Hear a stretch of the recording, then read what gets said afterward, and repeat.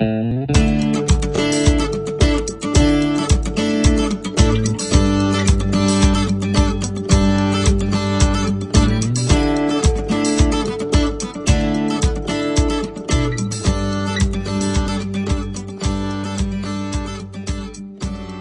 pasasalamat, dumating po ang mga iba-ibang delegates from the 9 municipalities na nakapalibot sa Balayan Bay, na ngayon nga po ay ang Balayan ang nag-host. Dumating din ang ating mga bisita from BIFAR, from Ecofish, from CI Philippines, at sila po ay nagbigay ng insights, ng reports, pati po ang mga enforcement agencies. Nakasama rin natin nung tayo ay nagsimula ng launching natin. Andyan po ang PNP, ang Maritime, ang Coast Guard, at mga bantay dagat natin. So andyan sila, magkakasama po ulit kami na actually parang tinatawag namin pasasalamat and celebration na rin po para sa successful na close season. Masaya po kasi marami naka-receive ng commendation and actually they really deserve that naman po. We really deserve that kasi hindi po biro ang ginawang hirap sa loob ng 3 linggong implementation, bukod po doon sa almost a year na preparation. So parang kumbaga it's really time for us to celebrate today.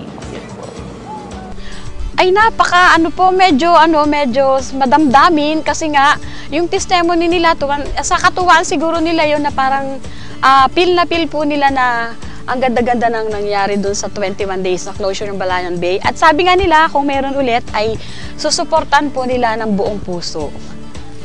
Para sa akin, napabuti din yun. Para ang ating isda na dumami muna. Mapaitlog nga. At dahil ang galunggong pagka nag-itlog yan, marami yan pag nanabog na eh. Isa-isang galunggong lang, napakarami na nung similya. Kaya sa tingin ko, sa akin lang, napabuti din yun. Nakakatulong din yun. Yung ng BIFAR, yung napag-usapan nga namin doon sa Batangas City. Yung pinatawag kami lahat ng commercial fishing. Hindi lang isang beses namin na pag-usapan yan, siguro mga 3 beses yun. Binigyan kami ng trabaho noon din sa aming munisipyo sa agriculture. May trabaho kami noon, araw-araw, wala halos linggo noon eh. Basta ang mahalaga, kumita, mapakain, masuportahan yung pamilya, ang nag-aaral, mapabaon mo, lalo kagaya kung may college yun. Bali sa akin lang opinion, pabor ho ako diyan. Kasi ang iniisip naman ng diyan na di para din naman sa kapakinabangan ng nakararami. Sa akin siguro ang kabutihan na maidudulot niya di magkakaroon ng magandang datingin sa dagat kasi ang isda, makakapangitlog, makakalaki sila kung Yun ang nakikita kong maganda. Parang dadami ang production siguro sa mga susunod na taon. Ang importansya po, alam niyo po, ang mga isda ay nanganganak po yan during certain seasons. Ang importansya po na mapangalagaan natin ang mga buntis na isda para makapanganak sila at lumaki sila at maging huli ng mga mangingisda natin in the future ay napaka-importante po. Kung hindi po natin gagawin ito, patuloy itong bababa ang huli ng mga mangingisda natin sa Balayan Bay, mawawala po ang karamihan ng ating mga isda. Sa pamamagitan po ng close season and kaakibat ng mga ibang interventions natin later on, we hope na ma-improve natin ang mga benepisyo natin from the fishery sa Balayan Bay. Ay naku po, marami po dahil dito nga ay syempre makakapahinga yung Balayan Bay, yung ating mga isdang pinaalagaan kasi ayon po sa resulta ay kakaunti na. Ibig sabihin kung hindi natin sila iaalagaan or ipapahinga, wala nang mahuhuli sila rin po, wala nang mahuhuling mga isdang, wala nang galunggong, wala nang matambaka, yun po kasi yung talagang nauubos na doon ayon sa scientific assessment na ginawa po.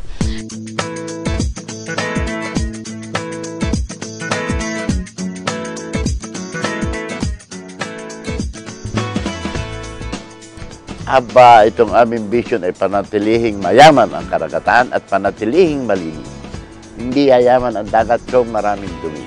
At ito naman ay hindi lamang Balayan ang magiging tagapangalaga nito. The buong Balayan Bay kasama ang aking nabanggit na karatig bayan na nasasakop ng Balayan Bay. Kailangan kami ay may teamwork.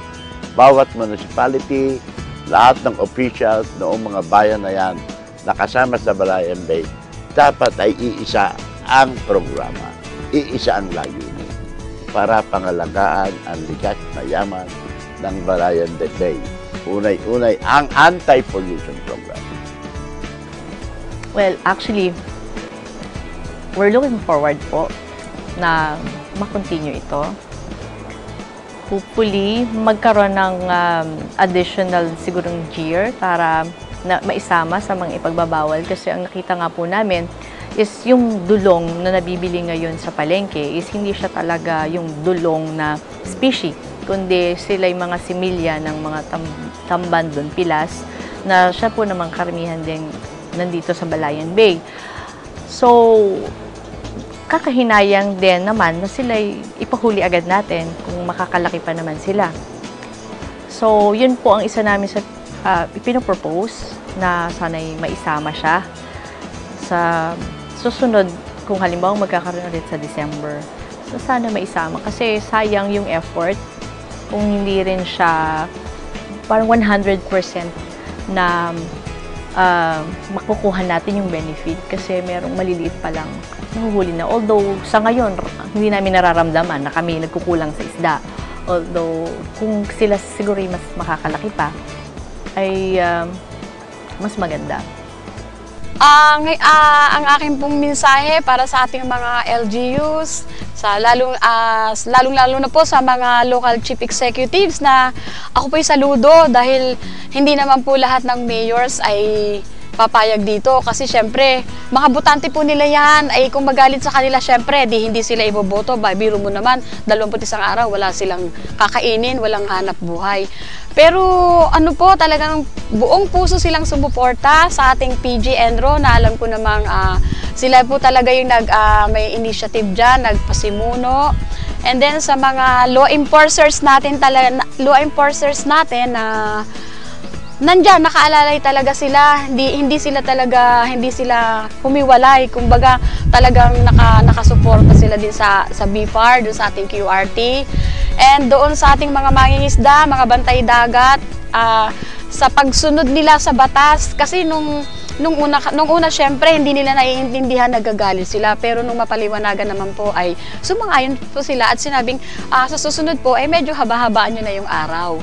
So maraming salamat po from BFAR sa inyong pakikiisa at pakikisangkot po dito sa pagsasara ng look ng Balayan. Ang akin pong masasabi mga kapatid, hindi lamang sa Pilipinas, sa buong mundo na ating pong mahalin, ating alagaan at pag-igihin ang lahat ng likas na yaman. Hindi lamang po ang karagatan, ang buong mundo. Sapagkat may tinatawag tayong climate change, di ba? At siya'y dulot ng pang-aabuso ng mga tao sa Mother Earth. So, ang gawin natin ay ating, what do you call that? Ating pag-igihin muli, umisip tayo ng mga paraan para muling mabuhay, muling sumigla ang likas na yaman ng buong mundo. In behalf of Ecofish, let me say it's been a privilege for the project to be a partner and a supporter of this effort.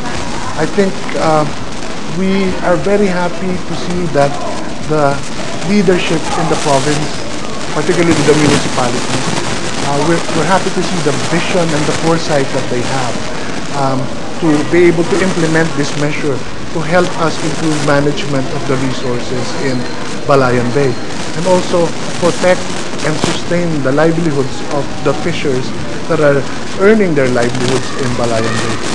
It's a privilege and an honor indeed for the project to be part of this effort. There were many challenges during the implementation. We worked very closely with the partners. We saw the enthusiasm of our people in implementing this, and we're just so happy that we're part of it. Ang message ko po ay thank you kasi tayo nagkitang muli at kayo naging guest din. And thank you sa lahat po ng sumuporta sa pagpapahinga ng Look ng Balayan, which we consider the first LGU initiative po sa buong Pilipinas na close season. Nakakatuwa kasi nakaka-overwhelm, hindi lang po yung suporta, kumbaga, kundi pati yung resulta. Kasi ngayon nga po ay, kumbaga, it's been 3 weeks na po na natapos yung ating close season. And pag-enter pa lang po ng January 1st actually, or first week ng January, ramdam na po yung resultang dagsa na po yung isda sa Balayan Bay. Sa lahat po ng palengke, makikita nyo, ang dami-daming isda at ang dami-daming dulong.